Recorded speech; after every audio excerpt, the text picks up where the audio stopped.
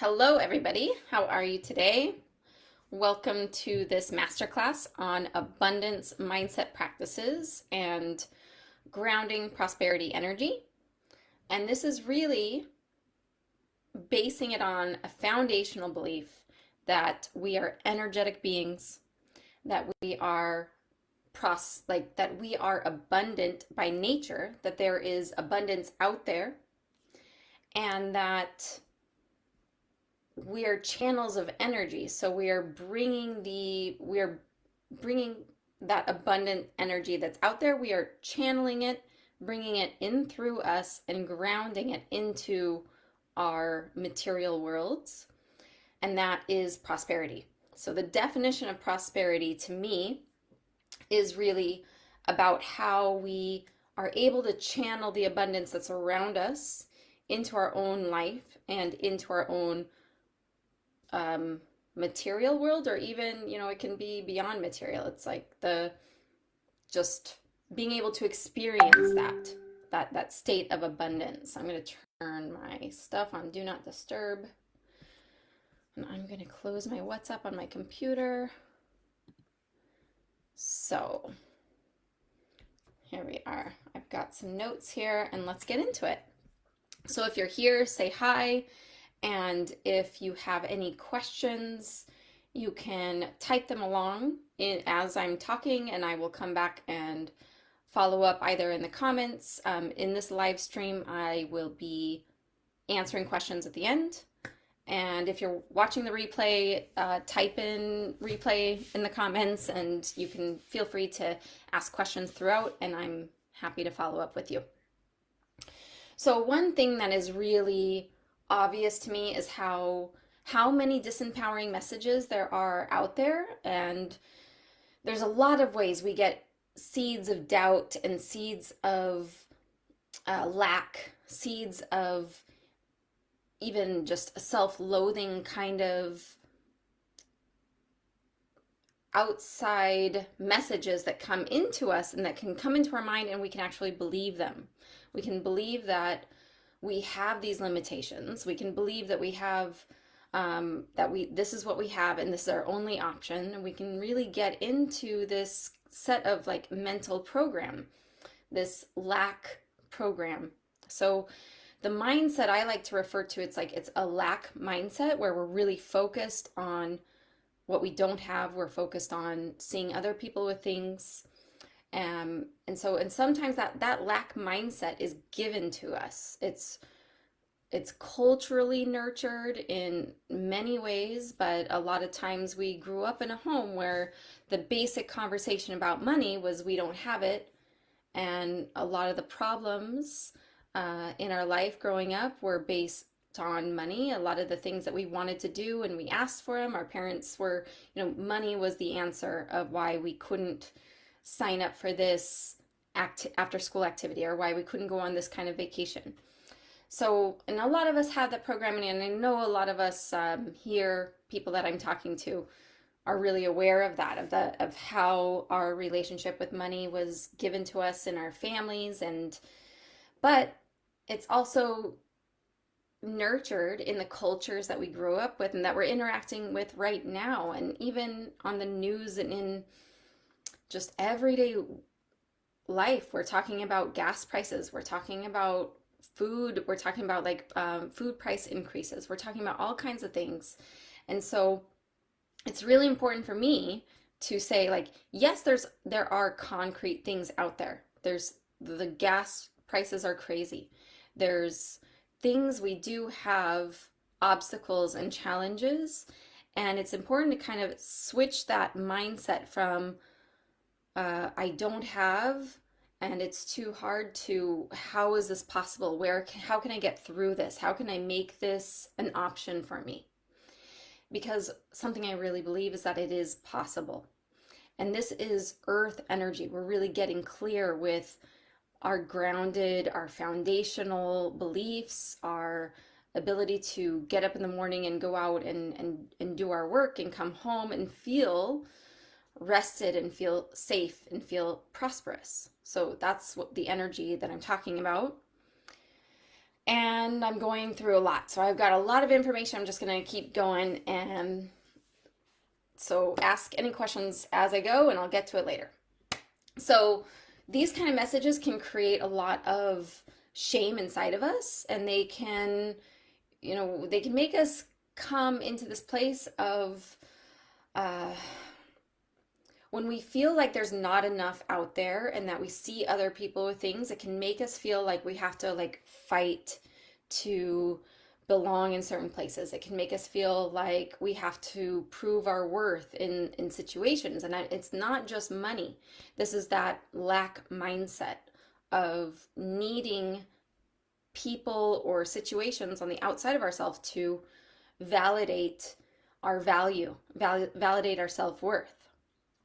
And so valuing our own internal experiences, valuing our own opinions is going to be that foundational energy, this earth energy that I'm going to keep coming back to of it starts here. It starts with our own opinion about ourselves and our own personal value of how we can own who we are and own what we have to give and what we're capable of doing. We're capable of creating solutions. We're capable of creating new opportunities and new connections.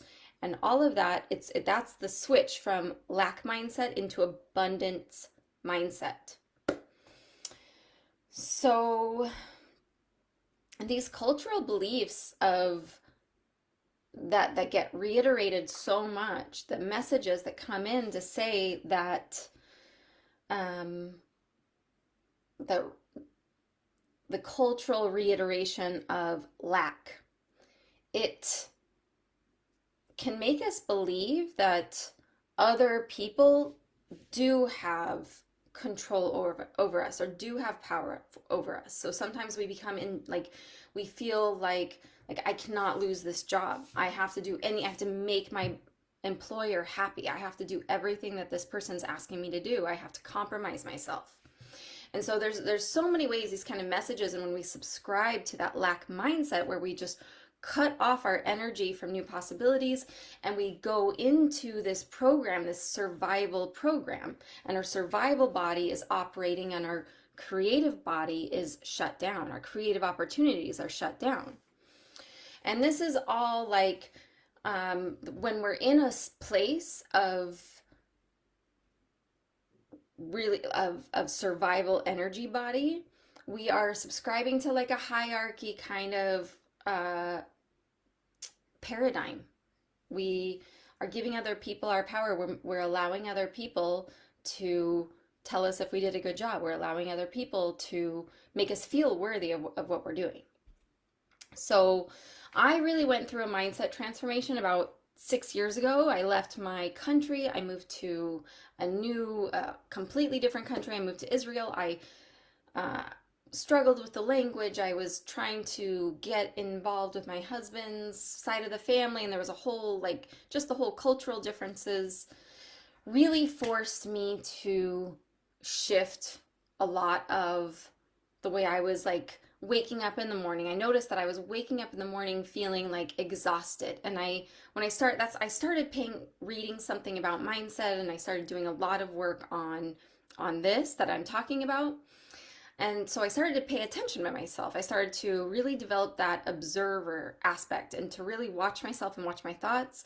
And my thoughts, I would wake up in the morning and I would be exhausted. So I noticed how I was starting my day with this whole story about how I didn't get enough sleep. And it even went into victim, poor me and my kids, and they kept waking me up. And when I wake up in the morning, I can't even get a cup of coffee and everyone's asking me for things. And I had this whole introspective narrative that was just lack mindset. It was really scarcity thinking.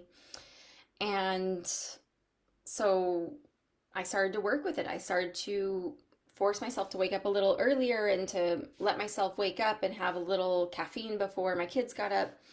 But I started to do new things to help me shift from lack mindset into abundance thinking. It's really abundance consciousness, because there's abundance out there.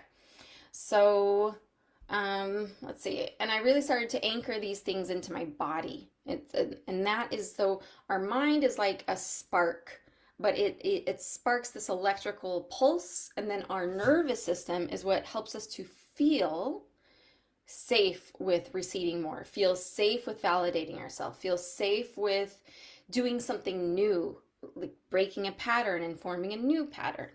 So it's really anchoring in the possibilities in the body, and I'm going to reference that throughout. That really helps to create like a new pattern of like, I have enough, I am enough, I value myself, whatever we're trying to shift out of, like I have new possibilities. And I say it to myself and I feel it and I know it. I know it without a doubt. And before, it was a practice. It was like a yoga practice where I had to keep working with it. And then I got to a new place with it. And then that was the pattern. That was just the default. So shifting out of lack mindset is totally possible. Developing an abundance mindset takes observing the thoughts. It takes being accountable and taking responsibility. That's also very big earth energy, is like being responsible. I'm taking responsibility for my thoughts and for my actions.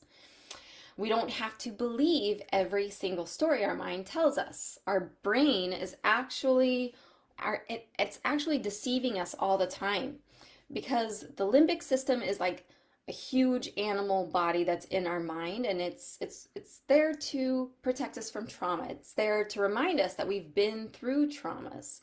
And so it's actually always on alert, looking for new things that might scare us or traumatize us or make us unsafe. That's its job. Is that its first job of the mind is to make sure we're safe. So sometimes the things that we learn to survive in a very harsh world are not going to be the things that are going to support us to thrive as we shift from lack mindset into abundance consciousness. So the truth is that feeling safe can hold us back, like staying in the safe zone can hold us back, and a lot of things that can feel like a threat, that can feel like a huge emotional big trigger in the body and scare us, might actually be the steps we need to take to thrive and to be more creative in our life. And that's a practice to get there, to really recognize that and to work with it. And so developing the ability to call ourselves out on the untruths we tell ourselves is the way to grow. And maybe we can grow outside of that, but really, if you think about the last time you went through a serious transformation for the better, when life hit you in the face and you weren't expecting it and you moved through something, my guess is that you had to change the narrative. You changed the story you were telling yourself. You started to look outside of yourself for creative opportunities and possibilities.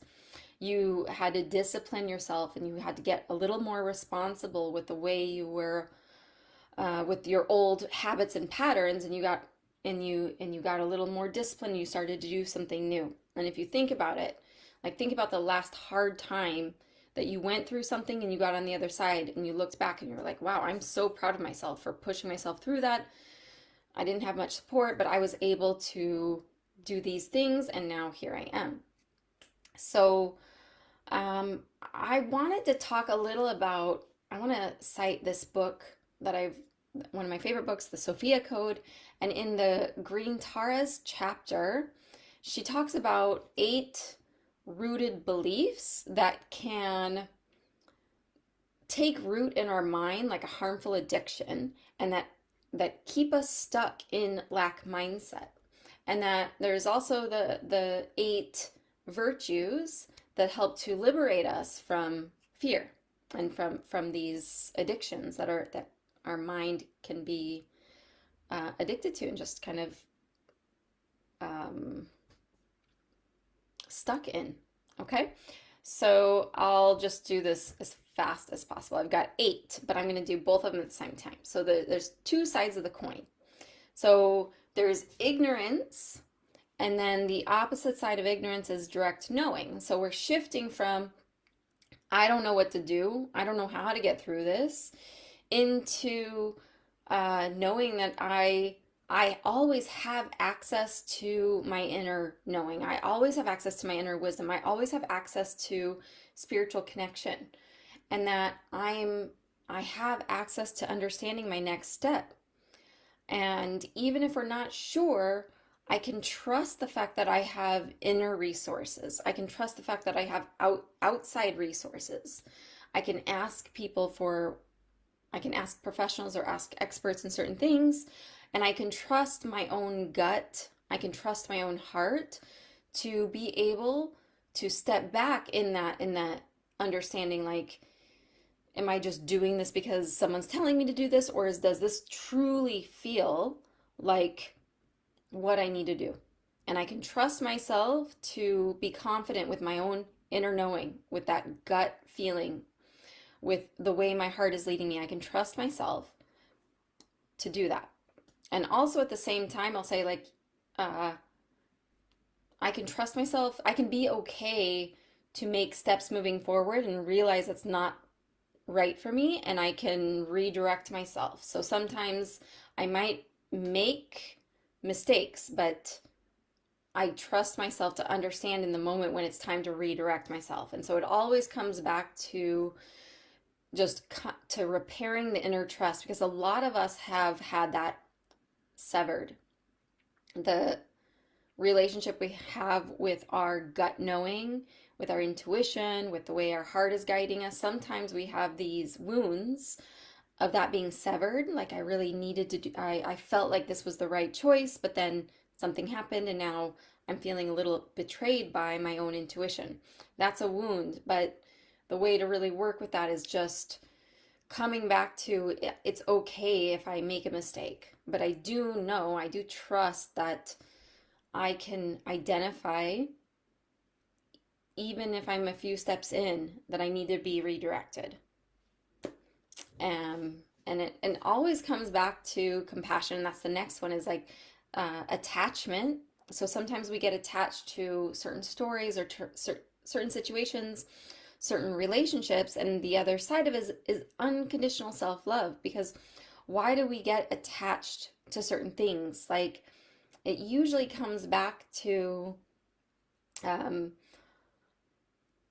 story, the like, I need this person to be my business partner because they're going to help me with so much of, like, I have these skills and they have those skills, and so if that person backs out of the deal, like, who am I without them? That's attachment that that can limit our abundance. So I'm just going to read what I wrote. But so attachment, and the other side is unconditional self-love. So it's shifting ideas, results, and relationships, etc., that we get attached to.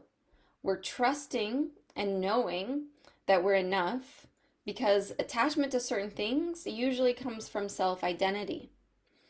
And so we might have an idea about the way something is going, the way it's going to go, and if it doesn't, like, happen in the way that we projected that it was going to go, we can kind of have come back to self-identity, like, oh no, who am I with, what do I do now, because I was really needing this to happen. So we can feel different about ourselves. Unconditional self-love is the medicine for these possible downward spirals that we might go into when there's something that we're attached to that we realize it's not a possibility anymore. So unconditional self-love helps us as medicine for, we're noticing that there's certain things that we get attached to. We can dig deeper into the story and kind of imagine what we're afraid of seeing about ourselves. Like, who am I without this thing? What am I attaching my identity to with this thing?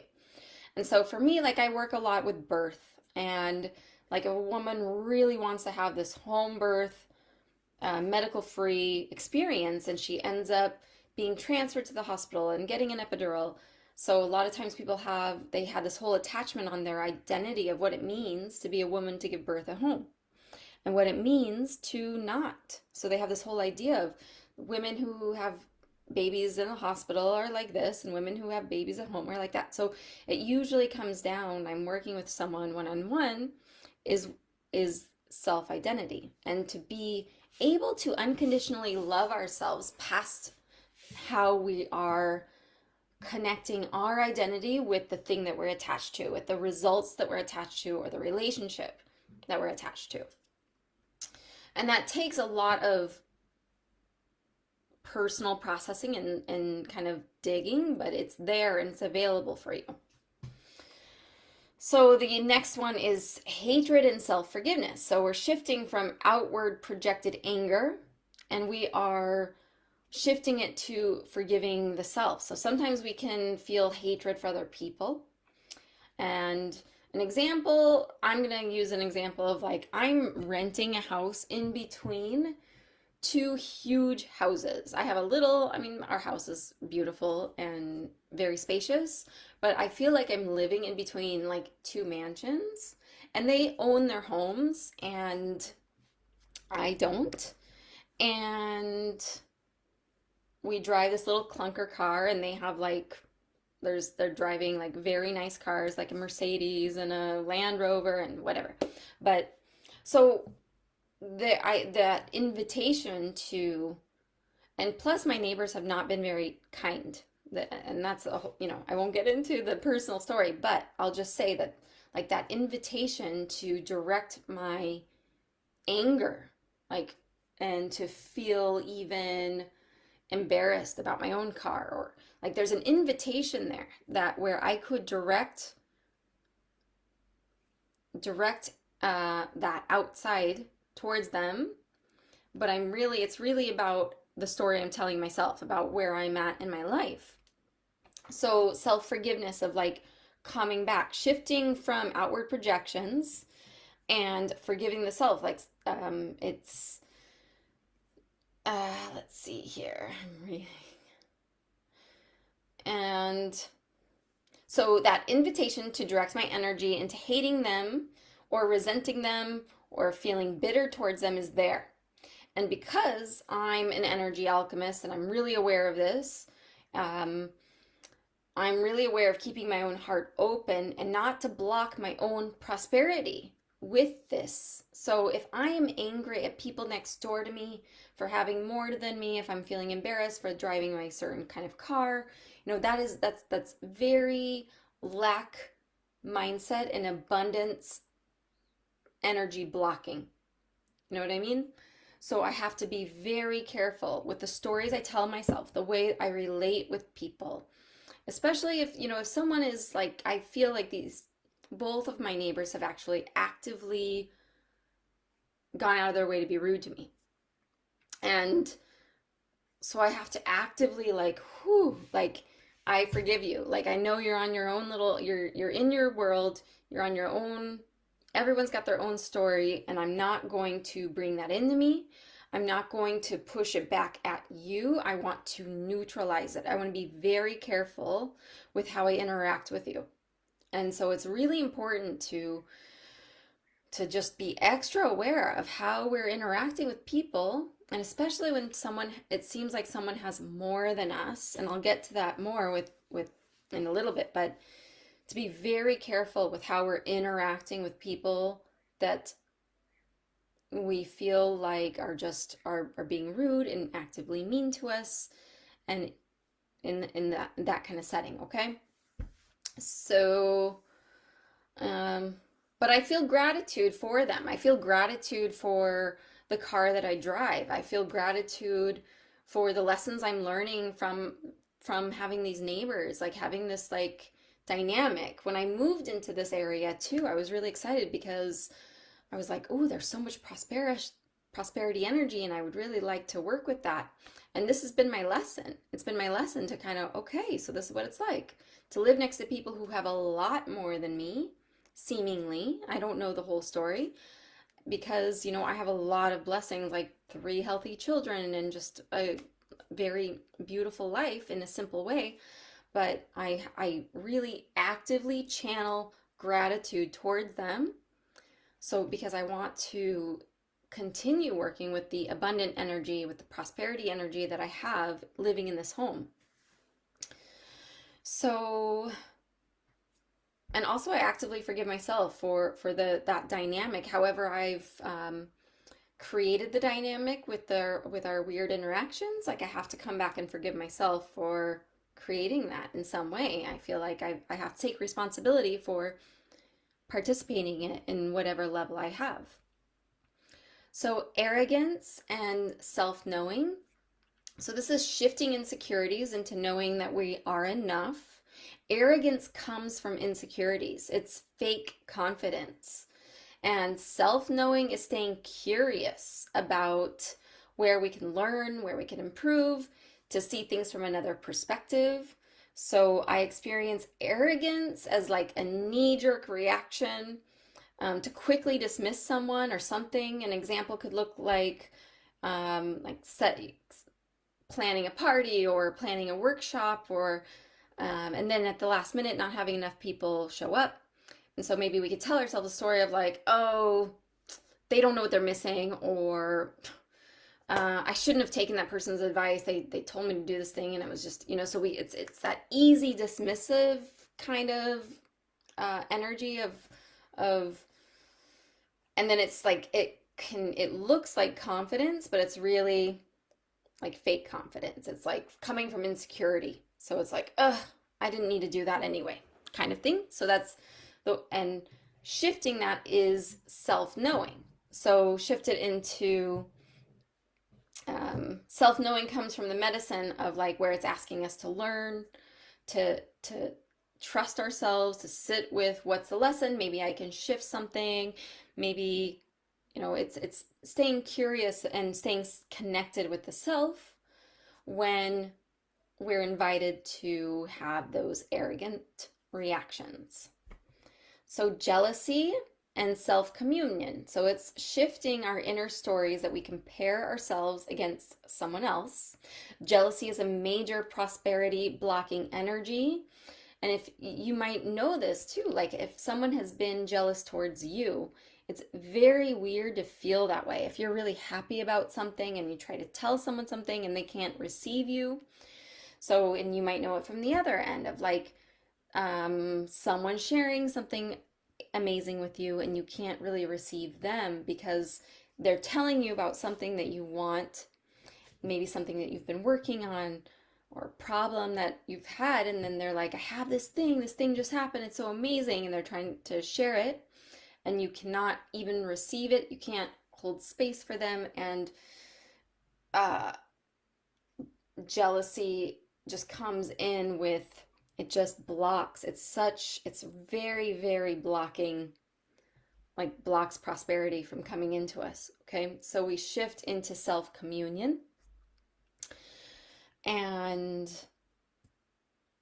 practicing, let's see, so self-communion, what did I write about it?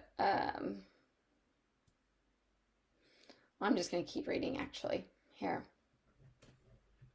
So sometimes it's hard to see someone having something that we want so badly, and we respond by, and to respond for being happy for them, to interact with a open heart. Sometimes that's hard. So practicing self-communion is prosperous energy. Sometimes jealousy is processed through the mind of criticizing someone else. Sometimes we have an inner story about how they don't deserve it, or how they just got lucky, or how they cheated, they broke the rules, they didn't do it right. So catching ourselves with that, if we get into that, it's catching ourselves and coming back into self-connection, coming back to the truth that we're all on a personal journey, that we all have circumstances, that we have challenges and privileges, all of us. And so remembering to come back into listening to the soul and what the soul needs for this personal journey, for the goals that we have, and for the things we're hoping to achieve, is really anchoring back into what do I need for my personal journey, and to really try to shift with opening our heart and being happy to see people around us with the things that we want, because that means that's more evidence that it's there. It's in our energy field. So if I'm dating someone, or if I'm dating a lot of people, if I'm just like dating and my best friend starts to get in a really serious relationship with someone and it seems like they're just so happy, being happy for her helps me to also attract the partner that I'm looking for. And so when we celebrate other people's wins, it really opens our energy channels to celebrate our own wins, especially when it's the specific thing that we want. Okay?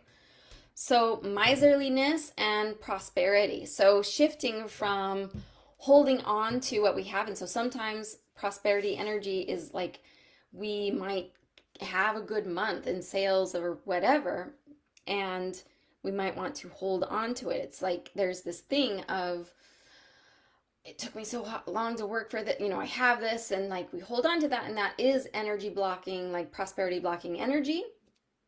So we're shifting into holding on to something and into knowing that there's like so much abundance out there, and we're really trying to anchor that. So this can also be a challenge when you feel taken advantage of.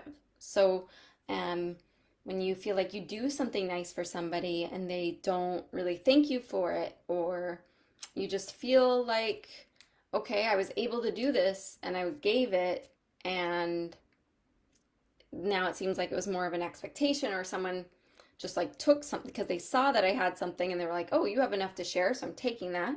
So it's just kind of interesting energy to feel and to work with. And so, let's see. Sometimes we have a story about, yes, I can donate, but I don't want to be perceived as someone who can do this all the time. So donating, volunteering, and giving someone in need is very thoughtful, and it's a really great way to open our prosperity channels. So for me, like, let's see. So my compass on, is this like where I want to give, or is this, do I want to be generous? And it doesn't have to be about money, because it's like your time is so important.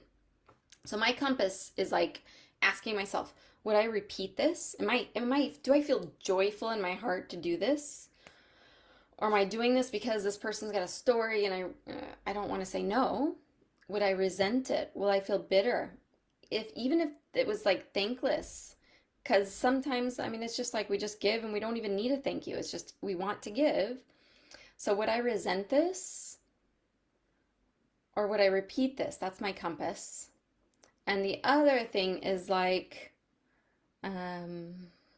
sometimes we notice things happening, like afterwards, like, wow, I really gave a lot at that event and I don't feel appreciated. So the medicine is like, I was able to give, like I have the ability to give, and I'm blessed, I'm prosperous. I'm still learning more about where my efforts are best utilized and where I can like channel my energy, but knowing that I was able to do this because I have the time, I have the talents, I have the ability, and that makes me feel good about myself. So it's like that's the shift. So the next one is doubt and faith. So doubt is shifting any doubts into faith and trust. So shifting from not knowing into trusting that the most growth happens in the state of the unknown. Like when we don't know, when we're in this place of mystery and unknown, it's actually such a fruitful and like this amazing, it's like a magical place, this place of the unknown. Because sometimes we have a plan and we go on the steps to do the plan, and then and it feels like we always know what we're doing. So when I catch myself in a place of like, wow, I don't know where I am and I don't know where I'm going, I actually get a little excited because I know that's like major transformation energy, and that's magic, and that's when the most, whenever I feel like I'm just gonna start doing something, but I don't know what I'm doing, I don't know where I'm going. I know that that's like in my periods of time when I've transformed and healed and done big things, it was because I spent a lot of time in the unknown, a lot of time in this clumsy, like uh, awkward place, and that I was able to find something amazing and magical after that, and really anchor into something new. So big doubts are actually evidence that birth is happening, that creation is working through you. Okay? So the next one is projections to omniscient awareness. And this is really just about shifting the way we other people, the way we look, and that we can, it's understanding that everyone around us is a mirror, and that when we are triggered, there's something going on inside of us that's asking for healing, and there's room for growth. Because we can hold space for other people as much as we can hold space for ourselves. So if I'm completely comfortable with my car, my clunker car, if I'm completely comfortable with it and I have no issue, and someone drives up in like a nice car or something, parks next to me, and they make fun of it, and if I'm triggered, it's because I do have an issue with my car. And if someone says something to me and I'm just like, it's because I can hold space for the fact that I have a clunker car, and I'm not worried about what other people think about it, and that's okay. And if someone says something to me, I'm like, okay, I don't know what his problem is, but whatever. And I go on with my day. So any time that I am bothered by another person, I know that there's healing work for me to do. And so when we can really actively integrate that into our mind of like, I'm going through my day and someone did something and I'm like, whoa, why did they do that? And then my brain goes, what is this about you? Where can you grow from this? That person's a mirror. And that's a practice. I've been practicing with that for years. And it's a really great place to be because it really helps us to stop taking other people personally and to just direct our energy where we want it to go, and to not fixate on a person or a thing. That person, they did that and I'm mad about it, I'm angry about it. Instead, I can say, where can I actively hold more space for myself? Where can I actively, what is my body asking me for? Like, what are my emotions asking me for? How can I heal? How can I deepen my healing journey? And to really have that on a default and to really take responsibility for that in the moment is big medicine, and it's high voltage stuff, and it's really going to support you. And I'm not saying that I'm perfect at this. It's been a practice for many years for me. So I'm practicing it all the time. And then I even get to send them gratitude. I even get to thank you for reminding me that I have this part of me to heal. And so I'm relating with people in a totally different way. So the next one. Okay, so that's all for the 8 great fears and the 8 great virtues that I'm citing from the Sophia Code. And next, I just want to talk a little bit more. We're almost done. So anchoring prosperity energy is about being aware of a lack mindset and abundance consciousness. This is like feeling moving from survival mode into creation mode. So survival mode is really the focus on the first 3 energy centers, the root, the sacral, and the solar plexus. And it's all about feeling safe, feeling like creative. It's money energy too. The creative energy is money energy. And then having our will, being able to, having our agendas met. And that's survival mode energy. But then when we move up into the heart, when we move up into using our voice more, when we move up to having like that inner knowing, we're activating more of our energy systems and we're able to operate from more of a creative place. And so being in creation energy is prosperity energy. And so we're developing the ability to observe our patterns with more self-love and neutrality. And so one way we can really bring our thoughts into focusing on the blessings that we have and the abundance that we have. I feel like my door is open here. Just a second. It just got really loud in my house. Hold on. Okay. So let's see. So we're watching the stories that we're saying to ourselves about ourselves. And so,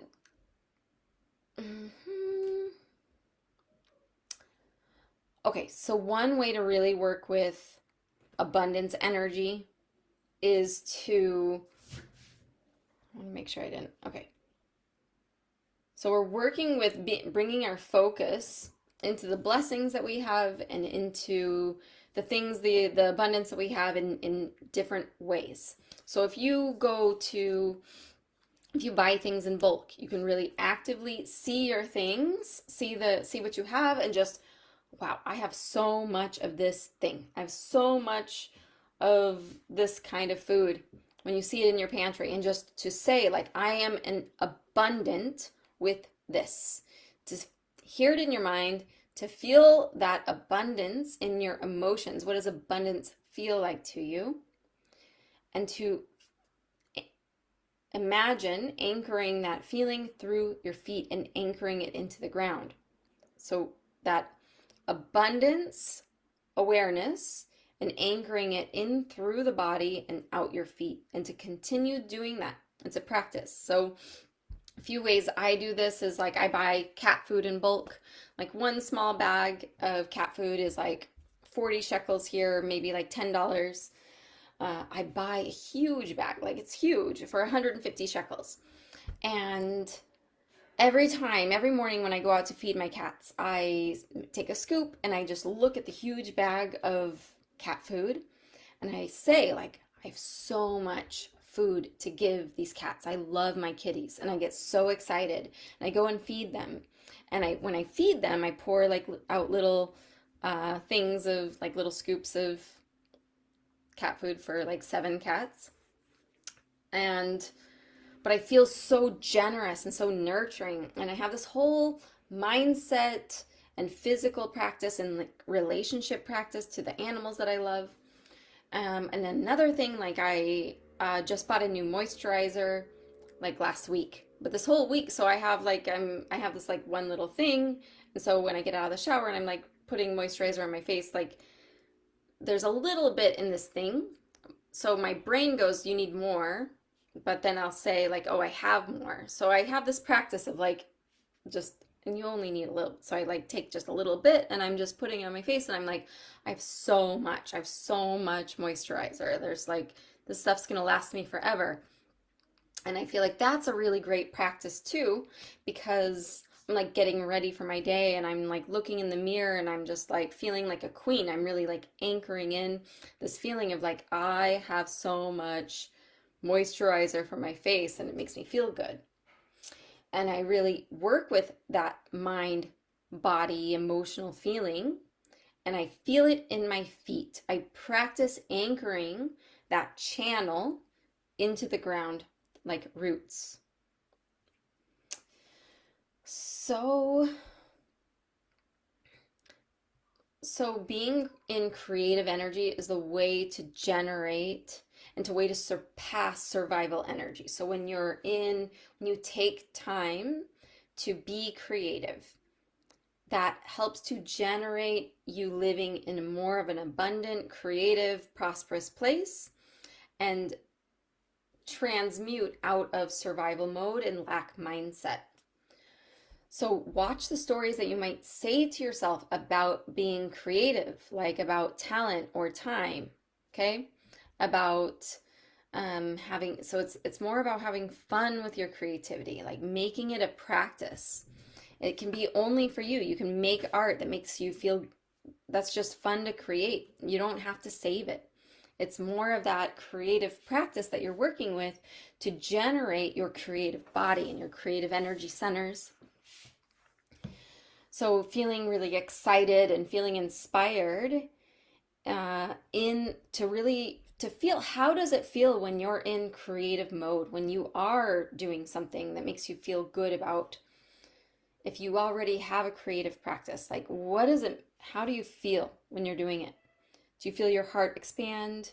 Do you feel excited in your stomach like butterflies? Or do you feel like, I know, like I can feel that in my sacral center? I can feel that place of just feeling like an opening, feeling like this, like I'm birthing something new.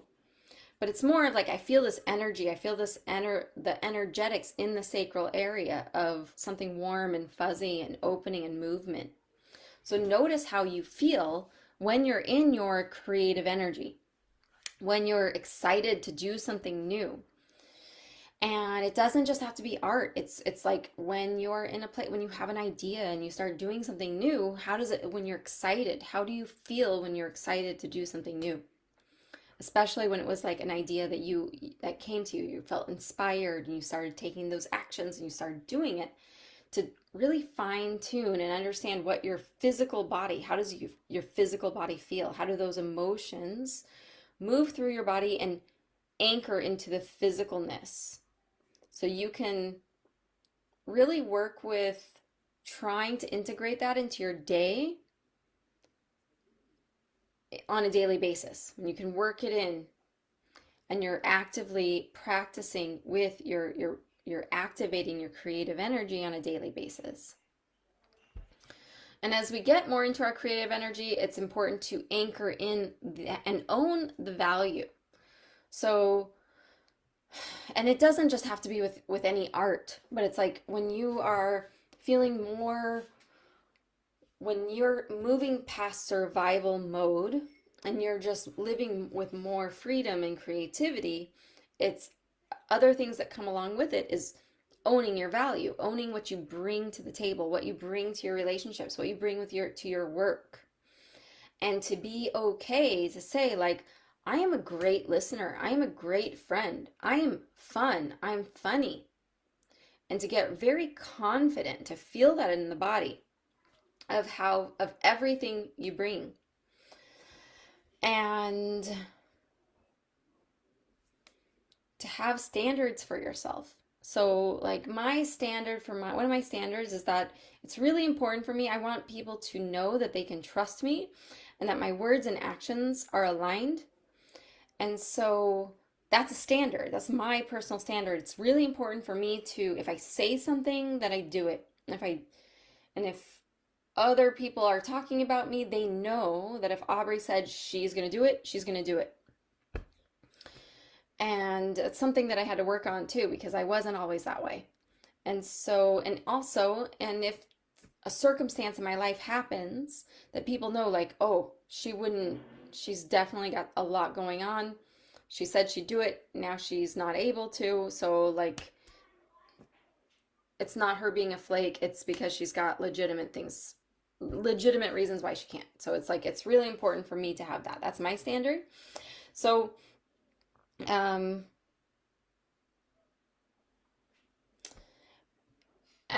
so have you ever had, so this, like, when you are in a place of, let's see, I put some examples. Like owning your value, like if you give someone something, to own that value, to not half-ass it in any way. Like I remember someone wanted to, when I first became a mom, someone wanted to give me a massage. And I was so excited. And she came a little late and she rushed through it. And then she said, like, oh, it's just a gift. It's just a free massage. There you go. Bye. I gotta go. And it was a weird thing for me to receive because didn't feel like it was just a weird energy. So it's really important that you're like in your value. So if we say, like, I am gifting you this thing that I do, that we do it to a certain standard that we want, that we would be exchanging money for, or that we have a standard set for ourselves. Okay, so owning our values. So to be comfortable saying, like, I do this well, I bring love and loyalty to my friendships. I went over this. So owning your value and not taking other people personally when they don't own your value, or when they don't see your value. If they devalue you, if you feel like someone says something that's dismissive and that's devaluing, it's really to watch that. Because when you're in the space of like, I own my value, I know what I give, I know who I am, and someone's words comes up against, like, this is my energy of my value, and someone's words comes up against, and I'm like, ooh, and it doesn't even penetrate, doesn't come in, because all my next thought is, that is a person who doesn't value me. I'm going to direct my energy somewhere else.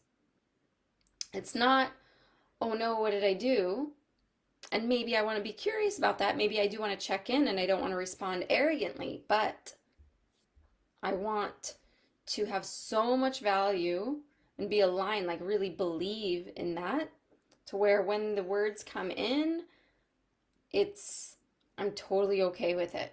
And it's like there are people who actively walk around and want to dismiss people and want to devalue them. They want them to put their price lower. Like they talk people into things it's a manipulative thing. It's by dismissing them and devaluing them, they can take advantage sometimes. So it's like a tactic that it's a toxic personality trait that we don't have to bring into us. So, and it comes from their insecurity. It's like very easy for insecure people to devalue others and to dismiss them because it makes them feel better about themselves. So it comes from maybe their jealousy or whatever they've got going on. But if someone comes in to our space, we don't have to take them personally. So recognizing where you are and receiving, recognizing where you are being received is living in creative abundance. Not taking people personally is prosperity.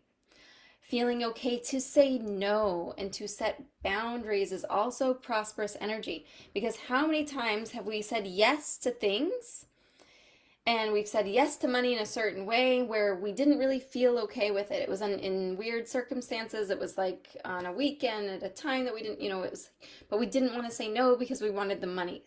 So being able to set boundaries around the way we work, and it's not just work too, it's like the way we operate in our relationships, is prosperous energy. And the more we value ourselves and our time and our exchanges, the more that's going to come outward and need to be addressed. The more comfortable we are with ourselves, the easier it is to say, oh no, that actually doesn't work for me. If it's not in this, like, this is how I can do it. If it doesn't work for you, maybe you can find someone else. And that's prosperous energy to be in.